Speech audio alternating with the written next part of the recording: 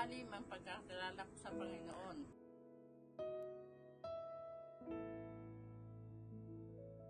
Ang epekto sa akin ng Bayanan Life Group ay excited kami tuwing araw ng Bible study namin dahil magkikita-kita na naman kami mga kapatiran sa church at mag-aaral kami ng mga salita ng Diyos. Masaya kami lagi pag kami ay sama-samang nag-aaral ng salita ng Diyos. Lalong-lalo na pagkasama namin ang aming pastor, ang Bible group leader namin na si Pastor Renan at si Pastora Jermaine. Gabi po sa ating lahat, lalong higit sa ating Panginoon. Ako po ay nagpapasalamat sa Panginoon dahil simula po na nagkaroon ng Bayanan Life Group, ako po ay lalong lumalim sa salita ng Panginoon at lalo kong nakilala ang Panginoon.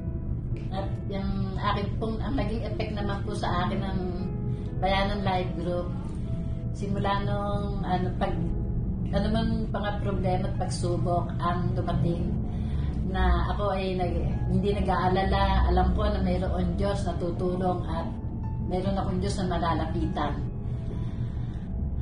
Salamat sa Panginoon at hindi ko po malilimutan sa Bayanan Life Group yung lagi po akong sabik na dumalo at sama-sama kaming mga kapatiran na nagkukwentuhan, nagkakainan, at masaya kami pagkakatapos ng aming pag-aaral ng mga salita ng ating Panginoon. Kaya salamat sa Panginoon at lalong higit nagpapasalamat din ako sa aming ng tagapangulo sa amin, kay Pastor Renan, kay Pastora Jermaine na matyagang nagtuturo sa amin sa Bayanan Life Group.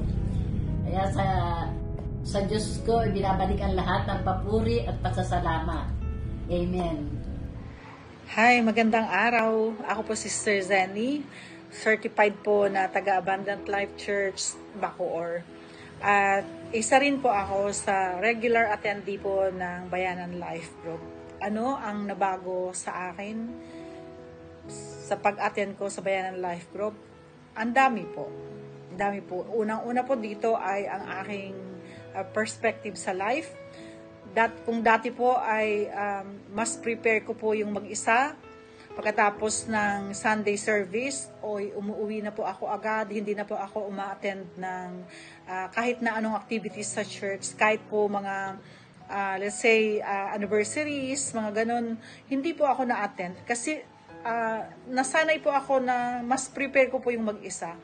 But then po, nung nag-start ang Bayanan Life Group at dito po ginaganap sa bahay, madalas dito po ginaganap sa bahay, ay natuto na po akong makisalamuha at nabago na po yung aking kaisipan na mag-isa. Parang mas prepare ko na po yung sama-sama po kaming nag-aaral ng salita ng Diyos. Kasi from there, marami pong akong natutunan. Hindi lang po sa Bible nanggagaling, kundi yung mga ideas at mga remas po ng mga kasamahan ko po sa life group. Which is malaking tulong po sa akin. Malaking nagagawa po sa akin bilang isang Kristiyano. Yung aking spiritual journey ko po ay nag-grow dahil na rin po sa mga kapatiran na nag-share ng mga remas nila. At